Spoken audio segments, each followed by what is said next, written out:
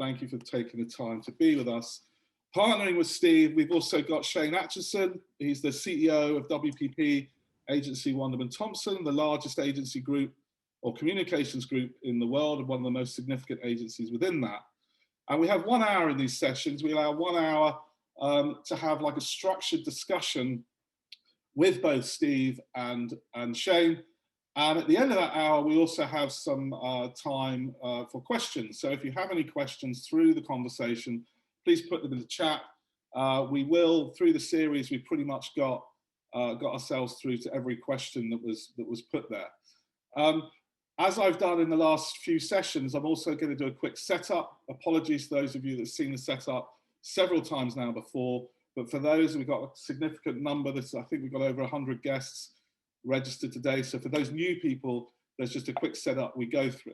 I want to take you through. And so this is me.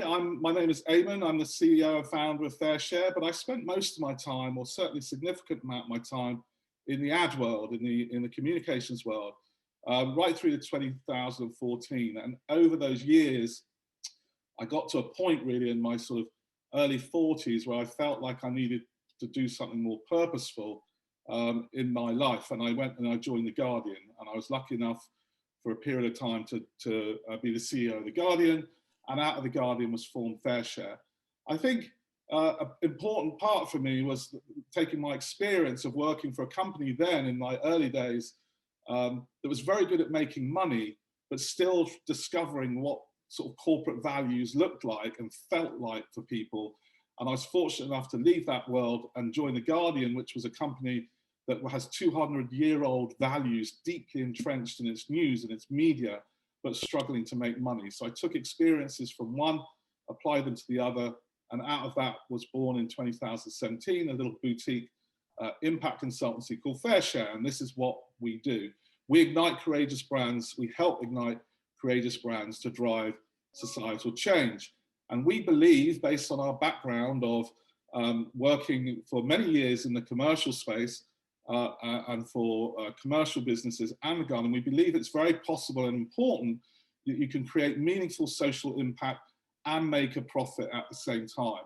And indeed, that's kind of critical when we think about the future of the world, the future of our planet and society.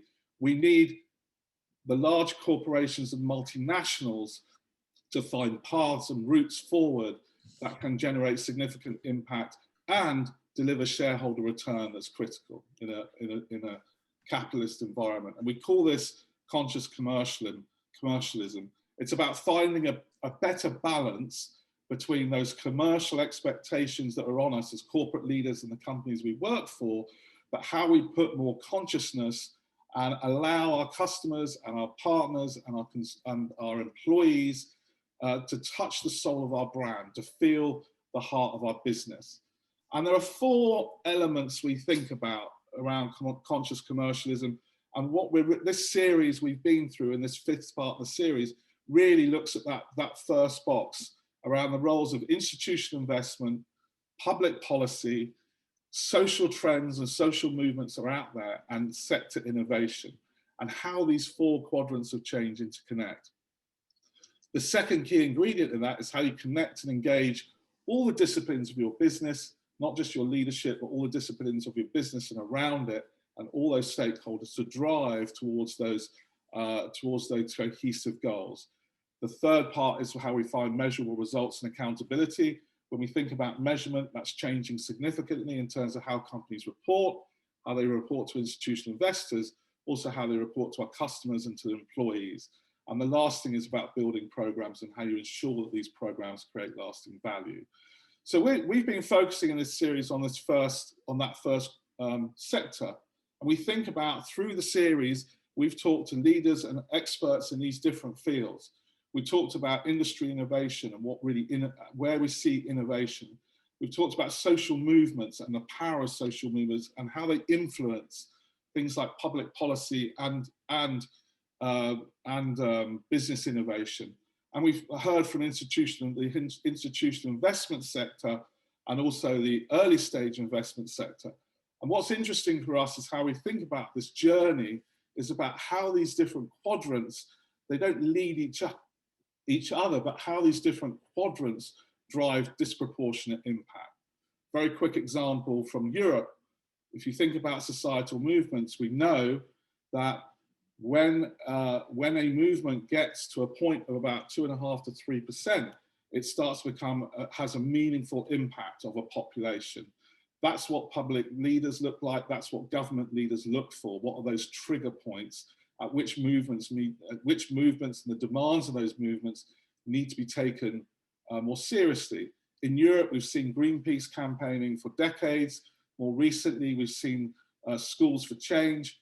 We've seen Fridays for Future. We've seen Extinction Rebellion. We've seen the Gilets Jaunes in France. We've seen these movements grow, not just in their physical size, but in their social media stature. And from that, we see public policy and legislation. It's not to say those movements are the sole driver of it, but they have a key influence. When our families, our children, our communities, our companies are campaigning for things, we see things like in Europe, where European Parliament legislates against single-use plastics. We heard from Client Earth in the 2 sessions ago, talking about how as a group of non-profit environmental lawyers, they help drive that. And from that policy and legislation, we see industry innovation. Because if you want to stay relevant and contemporary in Europe, and that obviously affects other continents like the US, you have to innovate around that legislation. Parley for the Oceans and how they partnered. If you look at Adidas, for example, 3 years ago, or 2017, they were producing 1 million pairs of shoes or pairs of sneakers that were recycled ocean plastics. In less than 3 years, that million's grown to 15 million. It's grown to $1 billion of their revenue. We see within Unilever, for example, that the sustainable home goods or sustainable home brands is growing at 69% faster than their other brands and is 75% of Unilever's overall growth. And we see in Europe with things like wind energy getting up to a level of 16% of the entire European energy consumption is now provided by wind. So on the back of that legislation, on the back of movements, we see industry innovating at a pace that perhaps left on their own they wouldn't. The question that we asked in the last session is, how does this affect institutional investment? What we do know is that if you invested in the FTSE over the last 5 years, you would get about a 15% growth. If you invested in Unilever, you would get about 31% growth. If you invested in Adidas, you would get 180% growth. So when we explore these brands and we look at them, we see that rising effect of like brands that increasingly, brands and companies that do the right thing see significant commercial benefit from it also. This series has been about ESG. We spell it out at the beginning because there's different interpretations of it. For our interpretation of it, environmental is about how a company performs as a steward of nature and our planet. Social is about how as a business, the companies you work for, treat your employees, treat your customers, treat your suppliers, and critically treat the surrounding community in which you work. And the last thing is around governance, which is we've had a lot of conversation through this series about the role of the SEC, the role of the SASB, all these different changes in measurement. But essentially governance is, what are the measures in place both internally and externally? What are those measures in place that make sure you keep the promises that you make? For those of you that have not been able to join the previous sessions, they're all there on the website. This is the final session, as I say, around innovation and enterprise leadership. We get a view from the top with Steve. And some key elements that we're going to talk about and that we talked about previously was around the importance of making sure that any ESG policy is aligned with the mission and the values of the company that you work for, and those stated values, about a collective duty of care for all stakeholders, not just your shareholders, and not just, but a duty of care across all stakeholders within your businesses and the community around it. Having the institutional resilience to stay the course, and that for many companies has been a challenge over the last 18 months, is how have you stayed with those issues you say you care about? How do you stay with them and drive progress through them, not just through the next year, but through the years to come? when we talked right at the beginning to Rob Swan, the polar explorer who's been working to preserve the planet and the poles for the last 40 years, it's very interesting to say how many corporations or commercial partners, how long have they been with you? And so that resilience is what's critical to the future. And the last thing that's on all of our minds, and we'll talk to Shane and Steve about this in just a moment, is commercial agility in this post-pandemic world that we're now, particularly in the US, seeing this growth, is how do we stay with those levels of resilience, but allow ourselves the commercial agility to move forward as a business. I'm going to say thank you to Wunderman Thompson and Boardex and JetBlue for your support through this series. And I'm going to jump out of that little setup now and introduce our speakers. Just bear with me one sec. So firstly, I'd like to introduce Shane to the group. Shane grew up in a rural community in Washington State. He'll share with you himself his background, but coming, as he would describe it, from a rural community with modest means. He got his bachelor's degree at the University of Washington, lived in Seattle, or grew up in Seattle at a pivotal time, not just in that grunge era, but also when the internet was really becoming a force of nature, particularly in that part of the world, and was very much sort of in the right place at the right time. So Shane, perhaps you could share a little bit just to get us going on that, those early years of life, what you set up in ZARS, your focus on the internet, and yeah, just start there for us. Yeah, thanks, Eamon, and thanks for putting this together. I think I was at University of Washington in 1991, and shortly thereafter, right, the browser came out. And if anybody remembers the TV show Ally McBeal, anybody old enough to remember that? I was part of the team that did the Dancing Baby, which was one of the first viral videos. And there I was, 22 years old, far beyond my age, in meetings with people that had fancy titles and fancy jobs, and we were just doing stuff. And at that time, I think being young was an advantage. People assumed we knew more than we probably did about what we did. I think my background, as you say, Eamon, I grew up at the corner of Idaho, Washington, and Canada, and we literally didn't have running water until I was 13 years old.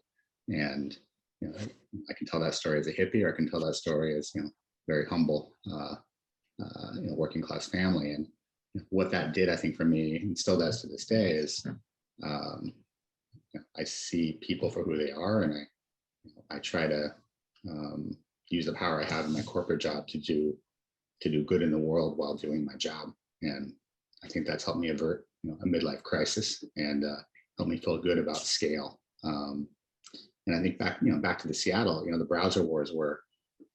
I started working with Microsoft when they had .5 version of Internet Explorer, and they were competing with Netscape Navigator and AOL in those disks. And they, Microsoft really was looking for case studies that showcased why their product was better than the competitors. And I sat at the intersection of technology and creative, and brought Microsoft technology and their reach and their capital to Hollywood, and they would essentially fund us doing websites and early social media programs for TV programs and movie studios. And that was sounds super glamorous, but it was a lot of hard work to hustle getting assets when you're not on the big screen. And if anybody's read Malcolm Gladwell's The Outliers, I was in the right place at the right time. And I definitely have not been the smartest person in the room, but I saw with absolute clarity that the internet would change the world. And I remember the day, and I said, I'm all in. No matter what, I'm all in. And to this day, I'm all in, and definitely got my 10,000 hours in, on the subject.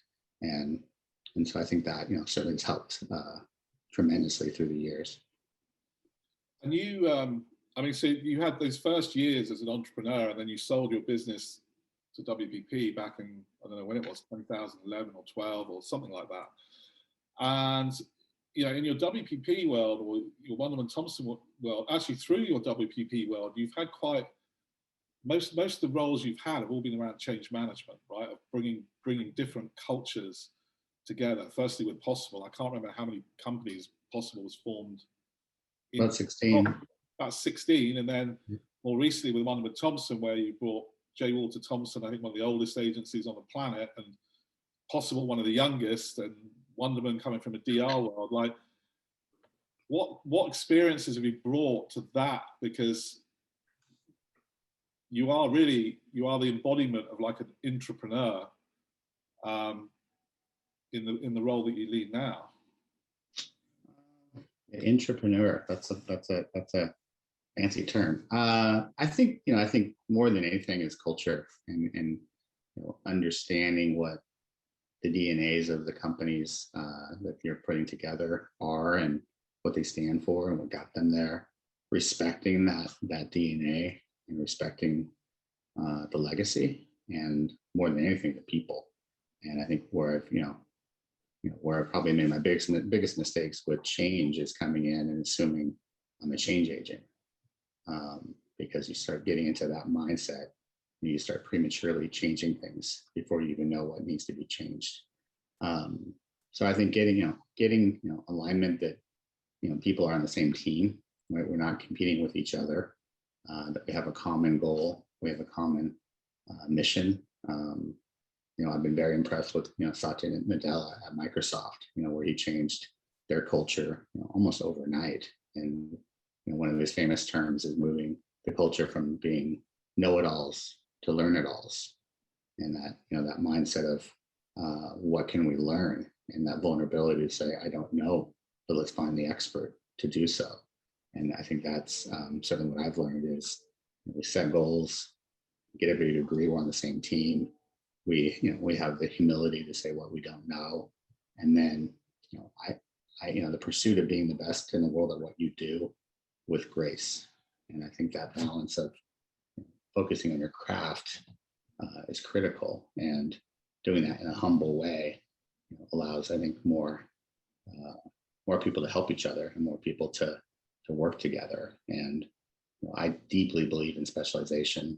I deeply believe that if you focus, you'll do better. And and that's where scale helps a lot. Right? If you have 200 people focused on one thing versus doing a PowerPoint the night before a meeting and winging it, you're just you're going to be better at your game. You're going to be more successful. You're going to provide more value.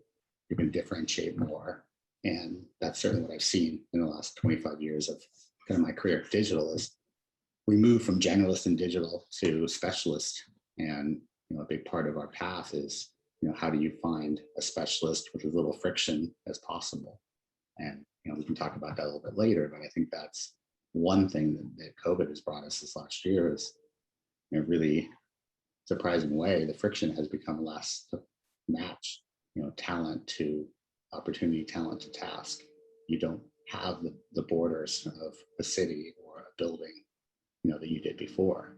And I think there's a really interesting career proposition for humans, for employees around that mindset.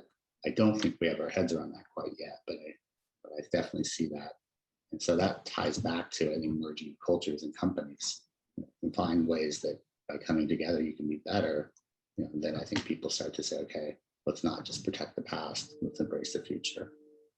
Yeah. So we'll get into that a little bit in a minute when we talk about like experiences from the year. Let me introduce Steve. Steve, you, I guess, in many senses, obviously you're a Brit, you're not from Seattle, but came up in a similar, I think you describe yourself as coming up in a similar background, right? Graduate of Manchester University, again, growing up in a very middle-class like environment. Can you share a bit about your early life and how that sort of set the principles by which you've led? Yeah, and good morning, Eamon. Thanks again for setting this up. Good morning, Shane, and good morning to all the other delegates on the call this morning. It's great to be here. I mean, it was great listening to you, Shane. I didn't quite have a situation in Birmingham, England, where we we had to struggle for running water. I think that takes things to another level. But we had, I mean, my mother was a hairdresser, my father worked in a factory, and so I did come from, as you describe it, Eamon, sort of middle class upbringing. And I think as a result of that, you have a natural, and I heard Shane talk about some of this, a natural sort of humbleness and appreciation for working pretty hard and not having things land on your plate, as it were. And I think it also drives a level of appreciation and empathy. And when you're fortunate enough to find yourself leading larger teams or having executive roles in organizations, I think when you've had the opportunity to graft for many decades to find your way, and obviously you get a bit of fortune, a little bit of luck as you go along, I think those core principles that you're given by your parents and the environment that you grow up in really set a foundation for you going forward. And it's something I think about a lot. And it's also something I think a lot about my kids, which is difficult because, again, we're very fortunate as a family, and it's like teaching and giving the foundations to the kids about the values that you have as an individual and making sure that they appreciate it as well, versus the sort of materialism that we see in the world today. So I certainly look back at my childhood, look at my formative years and think about the upbringing that I had. And I think it's certainly given me what I describe the EQ to make sure that I can be a more effective leader for the organizations that I've worked in. Yeah. And, you're 25 years, I think, in the airline industry, which you're finally leaving. What are the elements of that? What are the not the experiences, but what are the parts of that you will miss, and what are the elements you'll be happy to leave behind? The second part, I'll go to the first part first. I mean, leaving behind is a tricky one. I think what I'll certainly miss is jet fuel. And when I say jet fuel, it gets into your blood. So spending sort of 25 years in an industry, whatever happens on the planet, God forbid, whether it's terrorism, whether it's hurricanes, whether it's conflict, a run on the price of fuel, a global pandemic, whatever happens on the planet touches the airline industry. And I can honestly say for 25 years, I've woken up in the morning with a spring in my step thinking, what's going to happen today? And it's quite addictive when you sort of get to it. And I think that is actually the complexity and the drive and the uncertainty of being in this ruthlessly competitive industry that's ever changing is something I'm going to really, really miss. The thing that I'm truly going to miss about JetBlue, and the main reason I'm going to eBay, is the people and the culture and the purpose of the company. And JetBlue was founded 22 years ago. And JetBlue's mission is inspiring humanity. And there's 5 core values that underpin everything that the company does. And unlike many companies that, new CEO comes in, changes the values every few years, they sit in a drawer and you blow the dust off them. Those values and that mission has been core to the culture of JetBlue for 2 decades. And I found, again, myself really moving away from thinking so much about sort of the commercial enterprise and when I wake up in the morning to the people that I work with and the purpose that the company drives. And that's why I'm going to eBay. There's other reasons for sort of going to the West Coast, but ultimately I wanted to find a company that the executive team I really liked and the company stood for something and in essence doing good. And they're different companies, different industries, but it goes back to the core of what you talked about, which is, conscious commercialism, which is what's the impact you're having on the planet? How are you doing good?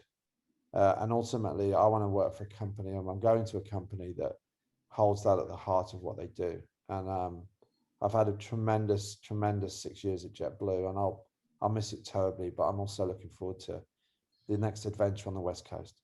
Yeah, good luck. And when you talk about doing good, like obviously as an industry, when we think about ESG, or certainly the E of the ESG, like just looking at the different emissions reports and sustainability reports, it's really, really hard to compare different airlines because everyone's doing it in a different way. And, you know, once you get beyond the com story of like what airlines say they're doing, it's still quite the industry's like a major polluter, right? What have been the more exciting innovations that you've seen either at JetBlue or in the industry that give you sort of confidence in like a more environmental travel solution? Yeah, I mean, as you've gone there, Eamon, I mean, I'll focus on the E of the ESG versus, you know, the We'll get Y. to the S as well. I'm sure you will ultimately, but from the E standpoint, JetBlue has sort of led the industry and actually is well known as being a leader. We were the first airline to do SASB reporting, and I think the question is a company willing to put their money where their mouth is? And so I think number one is what one does from an emissions standpoint. So from a domestic emission, we offset that through I have sort of left the company. I'll have to get over the we bit. JetBlue has been very proactive at sort of buying carbon credits to offset domestic footprint. No one else is doing that in the US. There's an IATA regulation that comes in, as it has come in, and the economics of that start next year, which is where on an international basis, international airlines on that traffic start offsetting carbon footprints. But in essence, you're still burning fuel, and if everything else remains static, all you're doing is paying for the pollution. Now, what we've done at JetBlue is sort of gone beyond that. So number one is use of sustainable aviation fuels. And I think this is more of a political and administration perspective, where you've got to get states that are really driven by giving tax credits, etc., and also to drive up the supply of sustainable jet fuel, because California is at the forefront of this. For example, JetBlue have got into contracts in San Francisco, and of all the flights going out of SFO, they are now sort of a blend of SAF, or sustainable aviation fuel, and neat jet. And what needs to happen is that the administration needs to sort of lean into this more, so that they drive its supply to go forward. But the other thing the company has done is thought about next generation aircraft. And so going through a refleeting exercise at the moment, bringing brand new aircraft in to replace older ones. For example, the A220 has replaced the E190, 40% less fuel burn per seat. And then really working with the authorities like the Port Authority of New York to sort of drive electrification of ground vehicles, etc. So that's what's sort of happening today. And then the other thing JetBlue has been at the forefront on is innovation. And back in 2016, the company set up JetBlue Tech Ventures, which is a venture fund out in California. And two of the biggest and most innovative long-term investments that JetBlue have done, one was with a company called Joby, which is the leader in eVTOL, which is electric vertical and takeoff and landing. Think about flying taxis. Think about the Jetsons of old. This is coming to reality, and Joby has a fully functioning prototype and is working with the FAA to sort of get into sort of commercial operations in the next couple of years, and basically it's zero emission air travel. And you think about the need for alleviating congestion, etc., but also having no impact on the environment, very limited impact on the environment. That's important. And then more recently, an investment in Universal Hydrogen, which is a company that is looking at the storage, transportation, and facilitation of using hydrogen to power aircraft as one goes forward. So there is a social need for aircraft, right? Particularly in the US, we do not have the infrastructure to bring people together without flying someone from the east to the west coast, for example. So when you've got the equivalent of a sort of a necessity, and people need to connect, people need to fly, the question is how you minimize your footprint associated with that. And I think the company's done a very nice job on the E of the ESG, but certainly the industry as a whole has got and JetBlue have got an awful long way to go.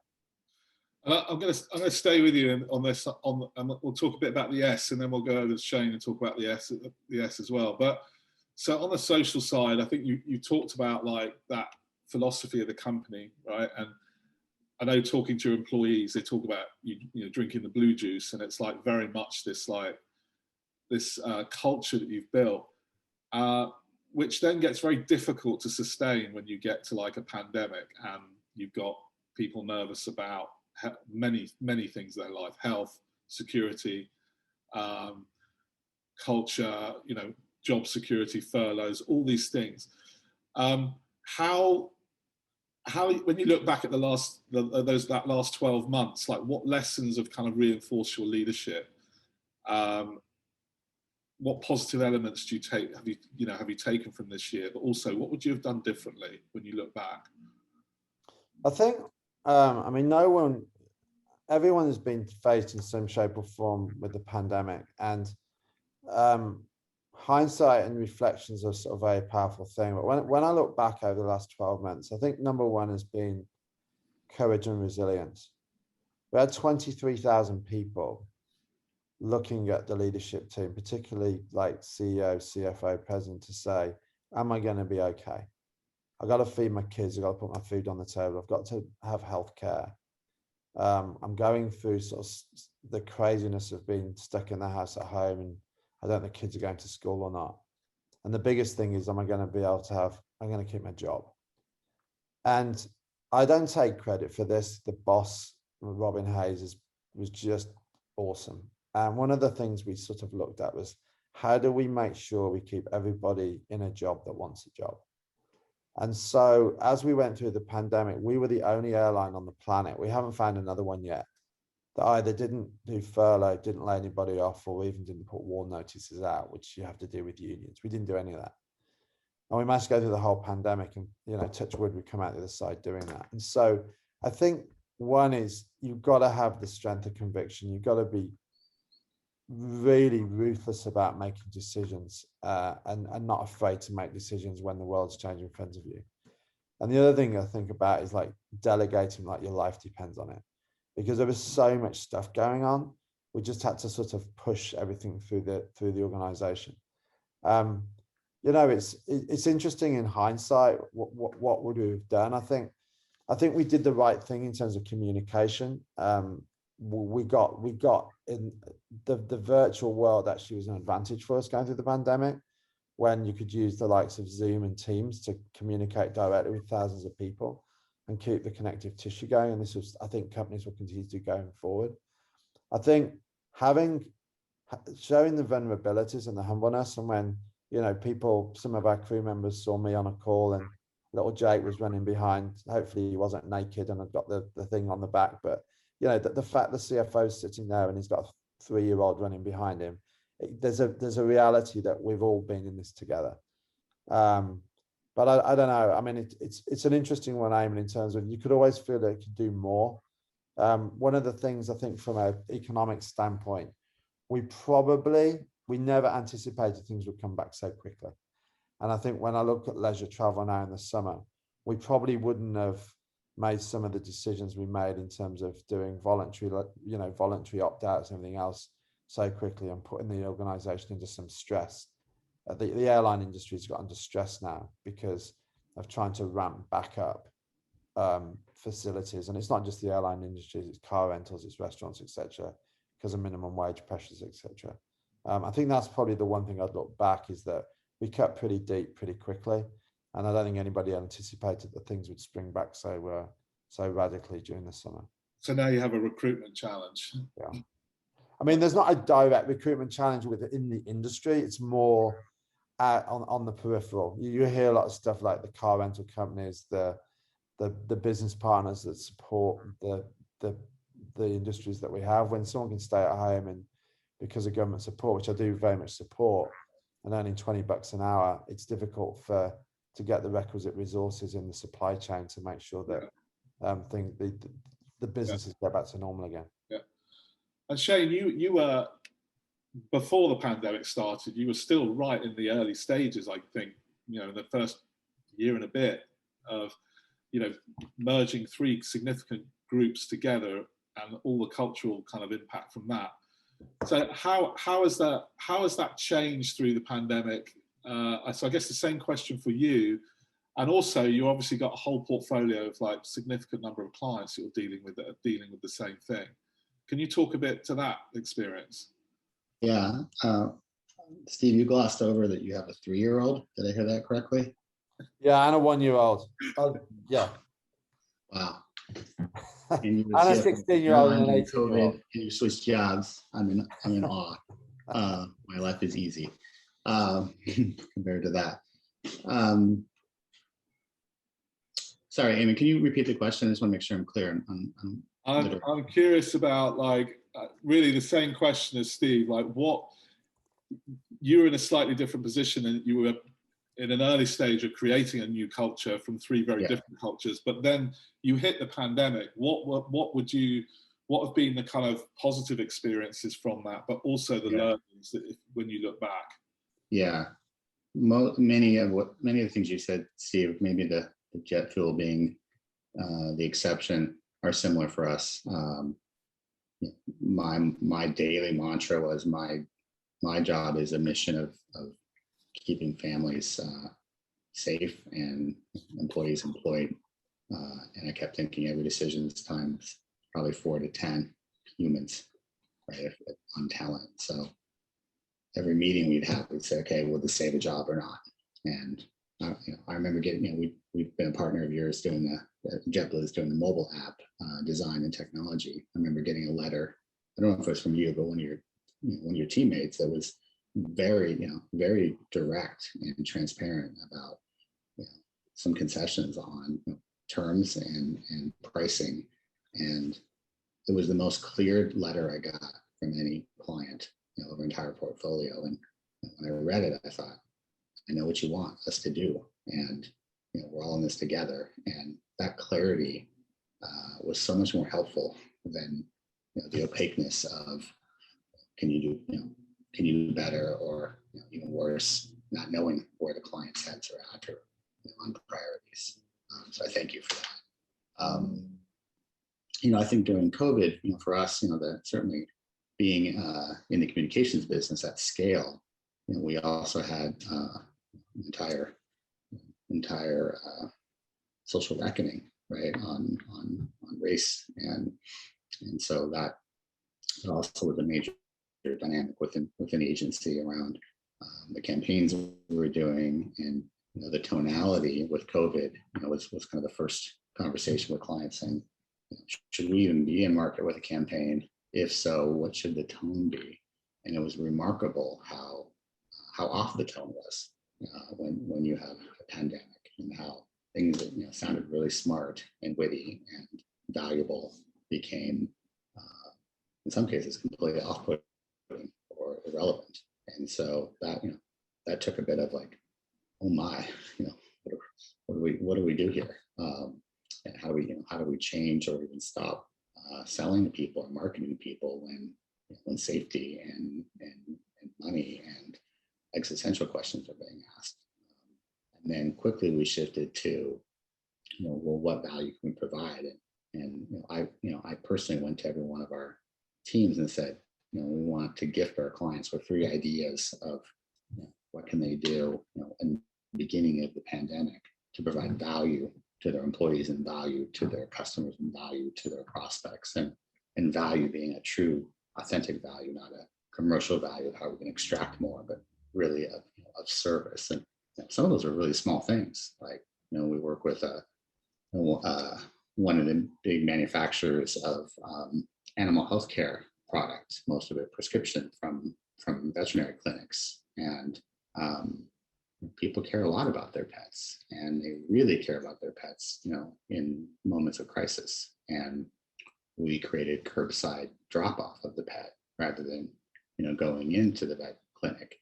And that was necessary from a safety standpoint. But as we already understood, there's a lot of employees of vets that are introverts, and the last thing you want to do is interact with somebody with masks on, and in the controversy of what is safe or not, and with all the variation across the states. And so we found that not only was there a safety component of dropping a pet off curbside, there was a human value for the employees of the clinic to say, hey, I have less humans to interact with, I can spend more time taking care of animals, and we had the business benefit of more throughput.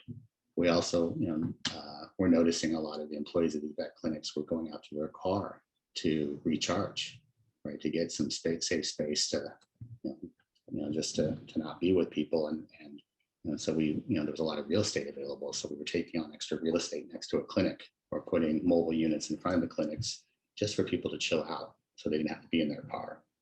Little things like that, I think, were really valuable.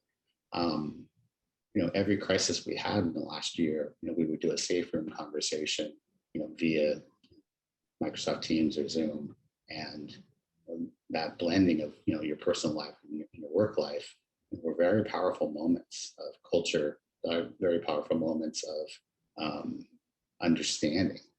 I'll never forget, after the shootings in Atlanta and Denver, we had a safe room conversation, and we had an employee who,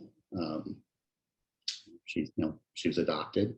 She told her personal story where she was adopted, and her parents said, well,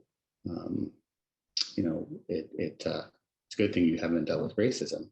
This person happens to be, from Southeast Asia, and her parents were Caucasian. And she said, "Are you kidding me? I've dealt with racism my whole life." And we got into, she shared her shared her life experiences about, kind of being both privileged, being raised in a white family, but also experiencing racism, and it was just powerful for us to learn from somebody's experience, and to see tears from somebody that works with you, and that lean in moment where we're like, let's help each other. And for us then to look over our shoulders and see our own kids, as you say, Steve, going, what's going on at work, right? And and for your kid to talk to a friend and say, mom and dad at work are helping each other and helping other people, and they're helping you. To me, that was really beautiful in this last year. For us, merging a bunch of different companies together,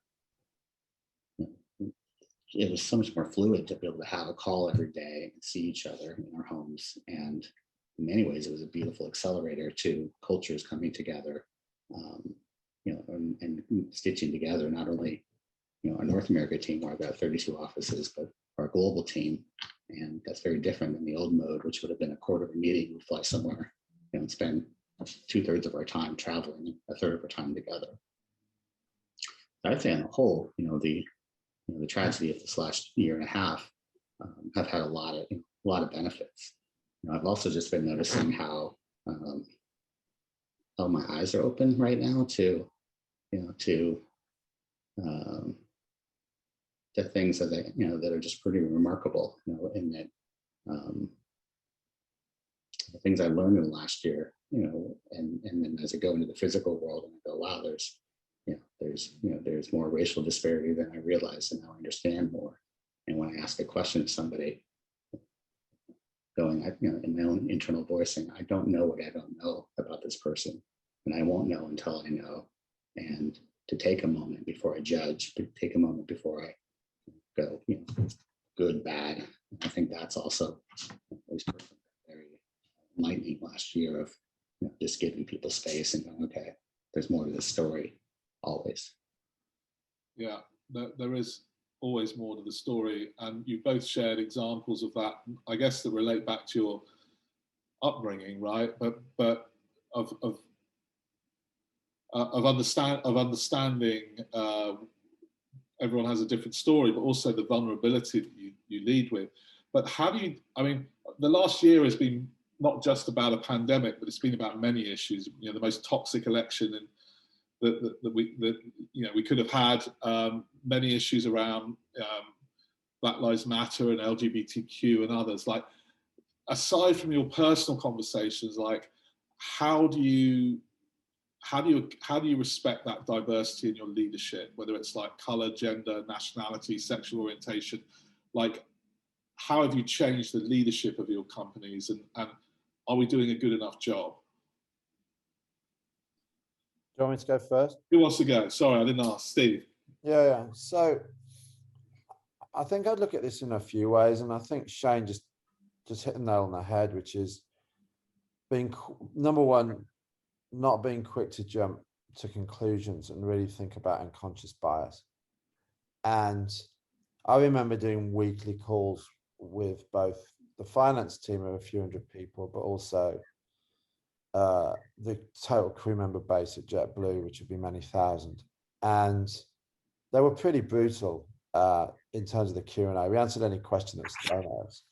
And it pivoted particularly around the terrible events associated with George Floyd. And the whole pivot took away from the pandemic, and it was more about racial and social injustice. And what really sort of struck me as a 51-year-old white guy is I don't understand. And I think it was just having the courage internally to say, you know, it's okay to say, I don't understand this and I don't know what to say. And it's very, very difficult as a senior executive, and we're not there yet. And it's something that I continue to work with. And it's actually getting to the point that to get comfortable as a senior leadership team about vulnerability and to ask the questions and to sort of lean into what people are feeling and to acknowledge the fact that you're just open to digest and to learn.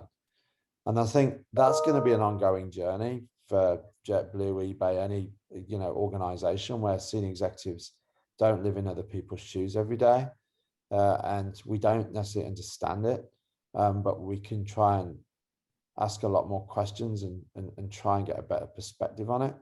So that's sort of number one. The challenge for us also when I was at JetBlue was like, how does this turn into action and not just about talk? Because things come forward, and if we are going to get into position in commercial organizations driving a change which will take many decades around eliminating systemic racism, companies have to start leaning into this and taking action. And one of the biggest things that we have done in terms of commitment, and it's the board behind it and everything else at JetBlue, is making some commitments about changing the diversity mix at a senior level in the company. And it's you got to get away from the perspective or thought of quotas. It's more about how do you change the dynamics in the organization all the way up. We have a good diverse workforce, as you can imagine, that reflect the communities that we have, but frankly, it's a more junior level. When you think about pilots, for example, only 3% of pilots in the industry are sort of from a diverse background, and which is pretty shocking, but it's a reflection of the lack of opportunity that people have to become pilots. And so the industry as a whole and JetBlue are leaning into gateway programs, which is how does someone become a pilot without necessarily the financial means to do so, or the upbringing, etc., that is given those opportunities. Secondly, how do we ensure that crew members who are doing frontline roles, think about someone on flight, in-flight crew, or at the airport, or ground operations crew, has the opportunity to go and do a role in the support space, in the office, in finance or legal or IT, and create these gateway programs. Because for me, driving the diverse workforce, it's important that we do it, and the senior leadership team is representative of the community that we operate in. And so JetBlue have really lent into that with these gateway programs. It will take many years to get to where we need to get to. But the other thing the company has done and signaled that was done, but this will take some time, is starting to think about executive comp of the senior leadership team. And instead of doing the classic return on invested capital or pre-tax margins or whatever that might be, but bringing ESG metrics into LTIP, long-term incentive compensation for executives of companies. And until that truly happens on a more national level, I think you got to do that to continue to go forward. And I think investors going forward will be looking more towards executive teams and the boards of companies to really embrace ESG and to really think about the social impact that companies are having. What's the difficulty in what is it that takes the time in like long-term incentives? Is it getting the measurement? Is it the measurement of that impact? Because it doesn't sound that complicated to do. Like, you connect someone's incentive to how sort of ethically you operate. I think it's getting the balance right between the sort of owners of companies, and there's got to be a seismic shift across the whole paradigm. It's not just about the company, it's not just about the investors, it's both. and different companies have got different levers that they can pull. So we talked about JetBlue in the airline industry. Obviously, a key element of ESG for someone like JetBlue will be, well, what's the sustainability footprint? What does it mean in terms of environmental impact? And you start thinking about the E, the S, and the G, and pulling it together.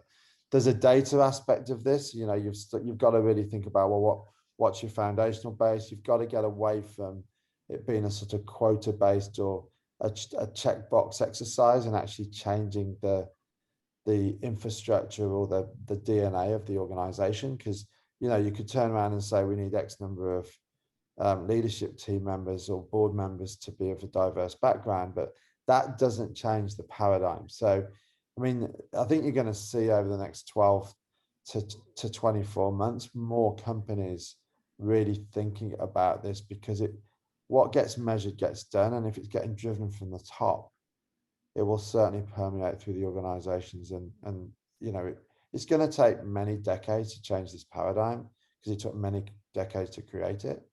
But I think certainly that's one area that I'll certainly be talking to the leadership team at eBay when I arrive. I don't know what they have and haven't got in place, but that's something I'm certainly going to be talking to them about when I get to the West Coast. Yeah, And I would build on that, if I may. I think, Steve, your point about sourcing of diverse talent and having a long view on education, right? That means it's going to take time for that human to be trained, identified, right, enticed to be trained and make that your career, and for that person actually to be flying the plane. And I think that's long term, right? So that long term programs with long term incentive, I think, have to be more than a quarter or a year. And I think that, I think that's something we're wrestling with, is the source of talent, and making sure we have true KPIs that are tied to our leaders' bonuses and evaluation that are more than just this year, and that takes a plan, right? And that takes staying with a plan. And I think there's probably too much focus on hiring and retention of diverse talent this year, and I think that balance is something that we all have to strike. And do you feel like you have the representation and leadership? Like, how is that changing? Like, is LTIP now linked to impact, or long-term incentive linked to impact for you guys in terms of like impact? Yeah. On DE&I? Yeah. Absolutely. Yeah. That was a mandate for Jan 1 of this calendar year for this year's incentives. And Steve, I appreciate you owning your white privilege, and that's something I should have said at the beginning, right? I use growing up poor and working class family as my cred, and I think I was blind to all the privilege I had of being white, male, English speaking, American. The list goes on. So thank you for that. I think the conversation now is open, and so many things that were taboo to even talk about, are critical. I remember last year, 2 different employee resource groups were self-organized within our employee base, and not sponsored by leadership. And I heard about these groups being formed, and I was proud that they self-organized, and I did probably the consummate thing a leader would do, and saying, can I meet with you? Can I help you? And I give them credit, because they said, you're not what we're focused on right now. And we're not ready for you. We're not even sure we need you right now. And I said, great, let me know. And I set a reminder, checked in every single month. And 6 months in, I was invited to a meeting in one of the employee resource groups. And there's 200 people on the call. And I didn't bring anybody with me by design, right? I just showed up to a Zoom call, and my inner voice said, my plan is to listen and learn and be curious. And then my really inner voice said, don't be defensive, Shane, on anything you hear today. Because if you are, you're not open, you're not learning, you're not going to change. And one thing I heard, many things I heard, but one thing I heard was from this group was, please pronounce my name correctly, please spell my name correctly, please use my title correctly. And I nodded my head, but the title one caught me, because I used to think people that were worried about their title were worried, their ego was driving that. And what I learned in that hot second was people work their asses off to get into those roles and to get that title. And again, we don't know their backstory enough to know what it took to get there. And they're very proud. Humans are very proud of things, and the title is certainly a marker. And I took a simple step. I write an email every Friday to all staff, and it's not a corporate email, it's a human truth email. And I said, subject line said respect. And then it said, let's take a moment always to learn how to pronounce somebody's name, to learn how to spell it, practice it in front of them and ask for validation. Did you get it right? And make sure you get the titles right. And just yesterday, I wrote that email right at the beginning of COVID. Just yesterday, I got a note from somebody who had quit working for us a year ago and said, I shared this with our executive team because it was so impactful. And I had 200 emails within an hour. And when I wrote that email back, of people just saying thank you. And I'm not saying that to take credit, but what seemed like almost a little thing was a big thing. And that respect and recognition for you as a human, I think, is critical. And then that ties back to culture, it ties back to belonging, it ties back to safety, it ties back to motivation to try harder and lean into each other. That's a powerful story. Steve, how's the investor? I mean, you face the investor community every quarter, and obviously we'll continue to. Like, on that side of it, how does the investor community look at this, or what's changing in that world in terms of how companies are being held to account? It's moving at pace. I think if I went back to 2019, I saw this very, very interesting chart, which basically I can't remember which organization I was working with, but it's one of the top banks, I think. And they looked at words associated with the ESG on earnings calls. You do the classic words, clouds and word searches. And in Europe in 2019, through 2018 and 2019, it was like a hockey stick. And these were associated with the questions that analysts were asking on earnings calls. So there was an exponential increase in the amount of interest and drive towards this subject matter. In the US, it was just this very, small gradient growth that you saw going forward. And it felt like the US was probably 1 or 2 years behind. I certainly found that as we entered 2020, there was starting, you get the classic BlackRock letter comes out every year. Yeah. There's definitely been more of an appetite by the investor community to sort of drive investments in companies, particularly these big passive funds. Think about Vanguard and BlackRock and T. Rowe and others, where their portfolio will only support companies who are serious about ESG. I think 2020 has been such a general distraction to everything else with regards to the health of the population, the economic fortunes of companies, where this sort of went on the back burner slightly. But as we've started to come out of the pandemic, and I know we've got a bit of a way to go, already you're starting to really get a big sense from, again, these big, huge multi-trillion-dollar funds and companies. They are leaning into ESG.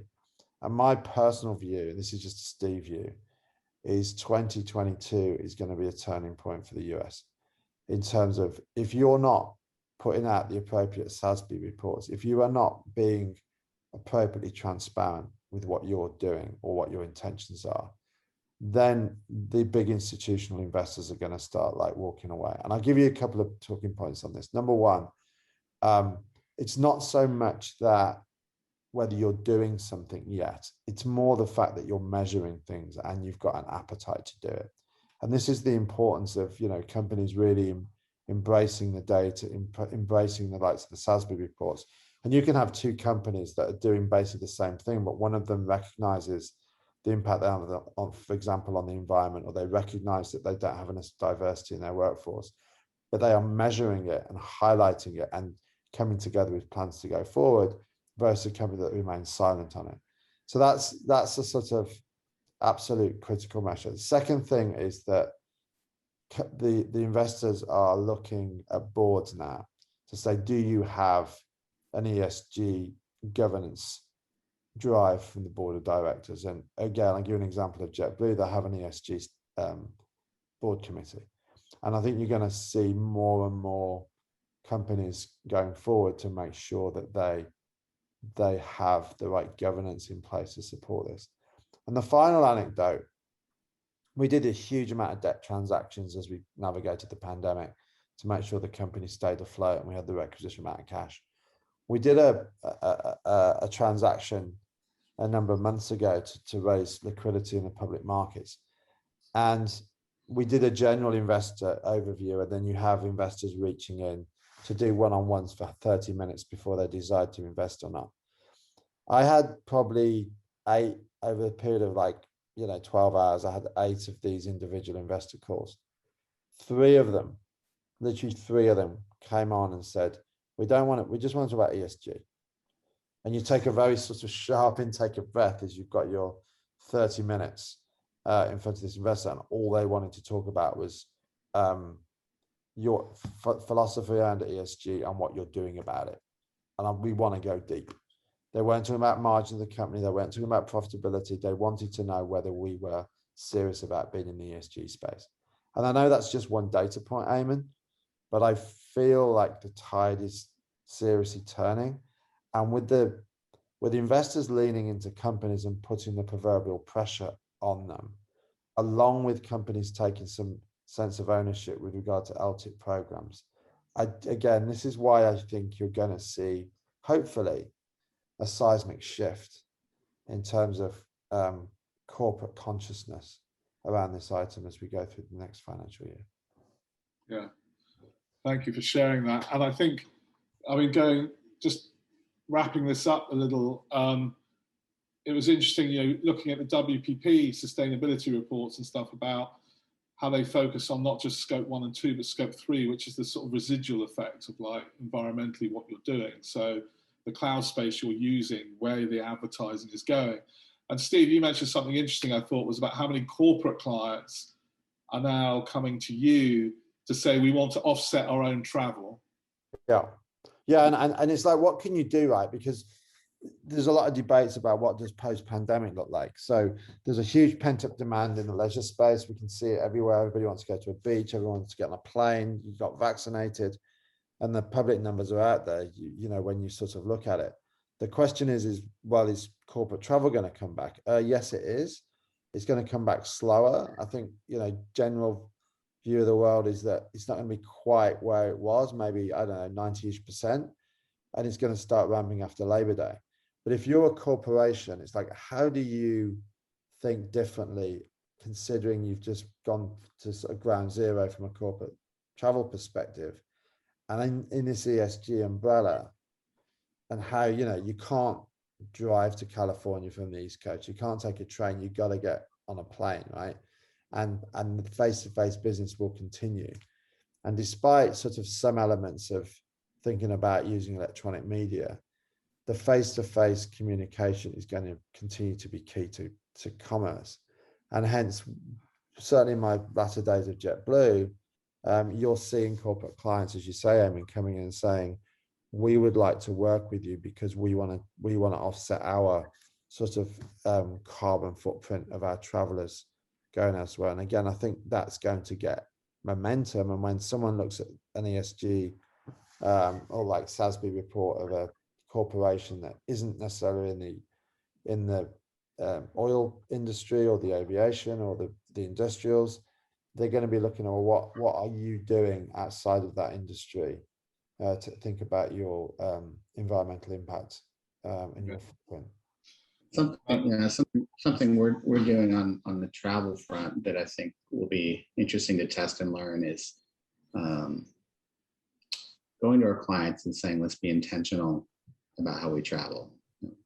I personally have a hypothesis that there'll be more negotiation in the household about business travel than ever before, right? We all know, when you do your golf trip or your ski trip or whatever you do personally, in most households, there's 2, 3, 4 of those trips that are okay, right, to go on your own. But work usually, it's a free hall pass, right, almost unlimited in the past. I think that'll be negotiated more. So I wrote a note to our CMO clients in December and said, when we start to travel, what if we met once a quarter, physically for 2 days? One day is about human goodwill, to your point, Steve, and one day is about productivity that's best in the room. And then if we travel in between, that quarter, there needs to be a real reason, that's meaning, that's major, not just, out of respect. And 100% of the clients wrote back and said, we're in on that for environmental reasons, for cost reasons, for human impact reasons. And we'll see how that goes and how the habits are set. But I think it'll be interesting. I do agree this year will be, and next year will be huge on ESG. 100% of the people we're recruiting, it's on their minds, and every single client, that's on their communications plans. And what we're seeing is more, more of our clients actually take meaningful steps in their products as well. Microsoft, has, in their Azure proposal, if you get a proposal from Azure, they'll talk about the environmental impact of their cloud versus the other clouds, and that's in the top 3 differentiation that they have.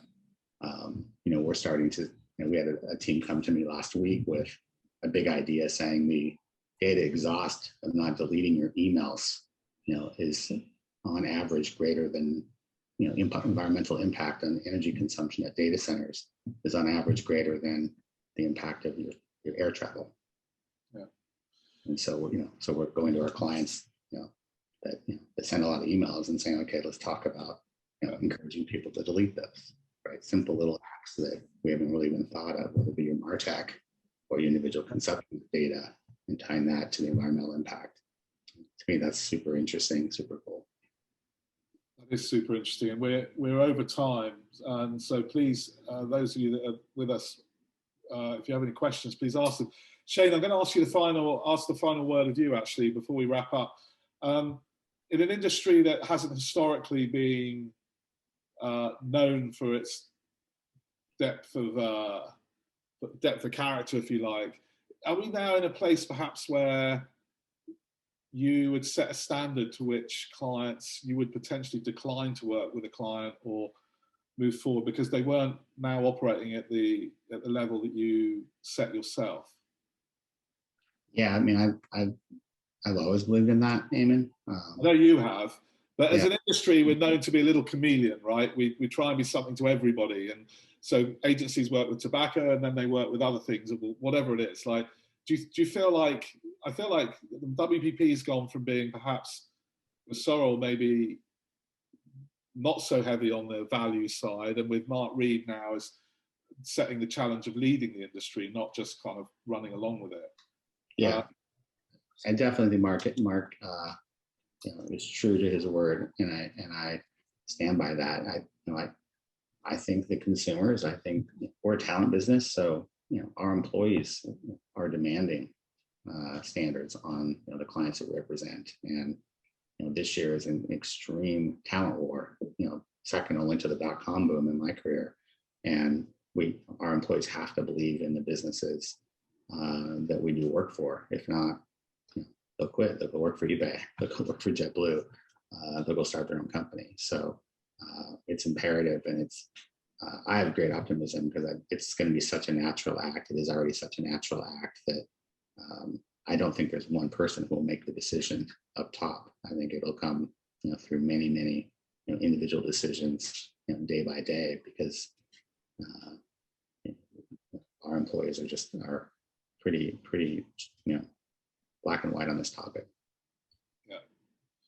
Gents, I want to thank you both. I know we've gone over the hour. I want to thank you both so much for giving the time and for sharing these stories so much, with such a personal touch, about leading with humility, about how you lead with empathy. I think I'm really kind of curious about this idea that you've both shared about the personal touches of the power of one.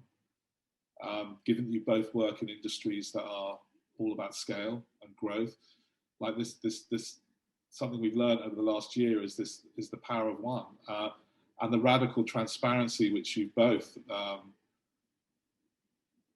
bring to not just your roles but to the companies that you lead. We all know that if you can't measure it, it doesn't count, and so that part of it is critical. But I think still for me, the most powerful thing that you've shared and that really sticks with me from this year is that everyone has a story, and we have to be better to listen to those stories and appreciate them. So thank you both for finishing this 5-part series with such an interesting session. And if we have any questions, I'll open up now. There, Kim, I can see you. I don't know if we've got anything in the chat. No, not yet, but please feel free to raise your hand, or please feel free to just unmute yourself and jump in to ask a question. We've got lots of thank yous, but some thank yous. I have a question. Oh, there we go. And it's to either one of you guys. When you create these safe spaces where people can share their stories, how do you, because it's one thing to share your story, it's another thing for everybody else in the group, right? To manage the taking in of that story and not have it create a really uncomfortable moment, right? I mean, I've always personally been very open about my own personal story, but there's sometimes when sharing it, the reaction in the rest of the room was just of this like, I don't know what to do with that, because I feel bad for you, or I'm going to see you differently. So how do you manage those other kind of parts for the other individuals, for those folks who are hearing the story?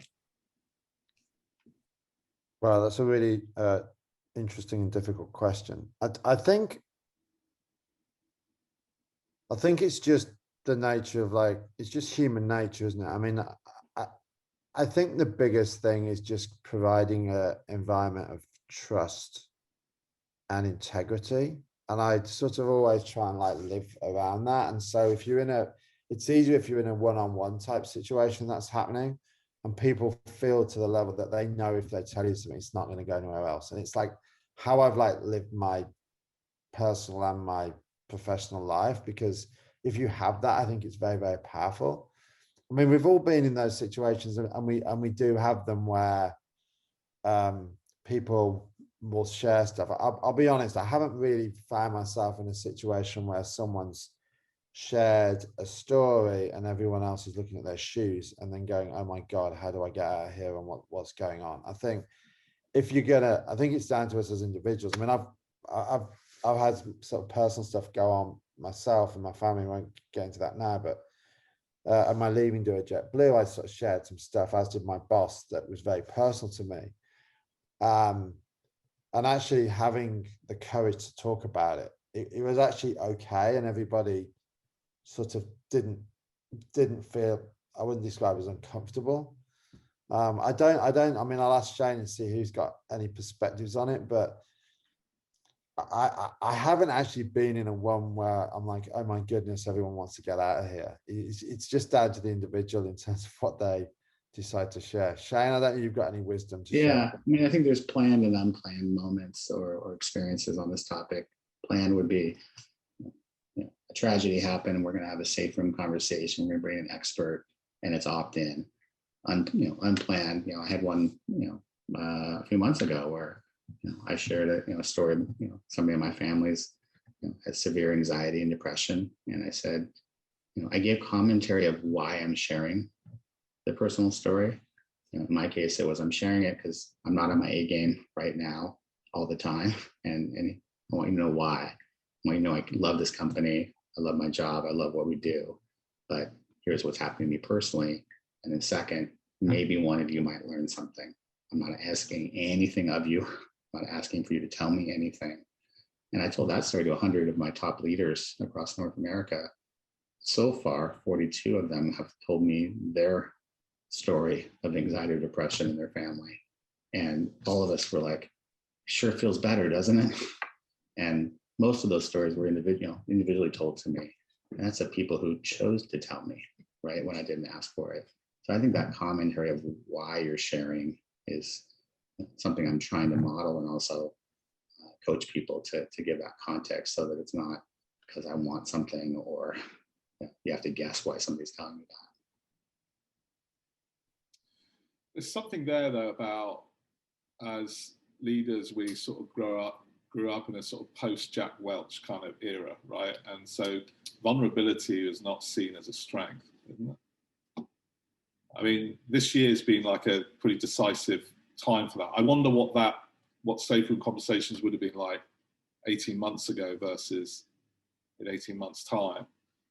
So part of it, I guess, is as you transition out of the age of leadership, is like, we're not, you know, young leaders now didn't grow up in the 80s and greed was good and Gordon Gekko was a character. You know, they're growing up in a different era, I guess. I think, yeah. I mean, be vulnerable, don't stay vulnerable. Right? It's like the word cool. And I have found that every time I'm vulnerable, I get the gift back of somebody giving me something that I have no idea. That's amazing. So that positive feedback loop is there if you try it 100% of the time. And if it's not, then you're probably in the wrong spot with the wrong people. Yeah. Dina, you got a question? It's not a question. I just want to concur with what Shane is saying.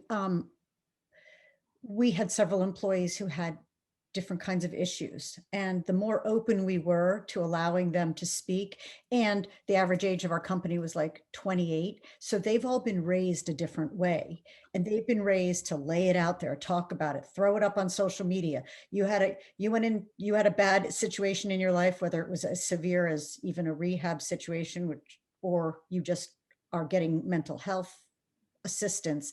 So I think being open from the top down is really amazing, because I'm sure that a lot of these, what are they, whatever they are, Gen Yers or whatever, you know, people born in the 80s, they're going to really want to work harder for an organization if the leader leads with, hey, it's a safe place. And as you go out to recruit people who are graduating from college now, and even over the last 5 years, that's their world. So the more they can see it from the top down, the better you're going to be at, you know, hiring good people, having them work hard, and maintaining them. Because at the end of the day, that's what you want. You don't want turnover. That's not a good thing. So just wanted to reiterate that. Thanks, Shane, for bringing that up. Yeah. Fascinating conversation. Thank you so much. And thanks, Dina. Gentlemen, I know that you gave us it was hard to get this amount of your time. I really appreciate you taking the time, not just to talk in depth, but also to take the questions as well. If we're all good, I'm going to let everyone go now, because I know you've got busy days, and I'd love to thank all of you. Susan, lovely to see you again, and Dina and Mark and the others. Thank you for joining us through the sessions. We will be sending out a little questionnaire, not a questionnaire, just an email, just say, not in this 5-part series again, quite like this, but what do you want to talk about? And we'll get people to come on board and talk about that next. But in the meantime, everyone, have a great weekend. Good luck, England, on Friday in the Euro 2020. And thank you, everyone, for joining. We'll sign off. Thanks for doing this, Simon. Really appreciate it, man. Thank you. Thank you very much. See you, everyone. Bye-bye.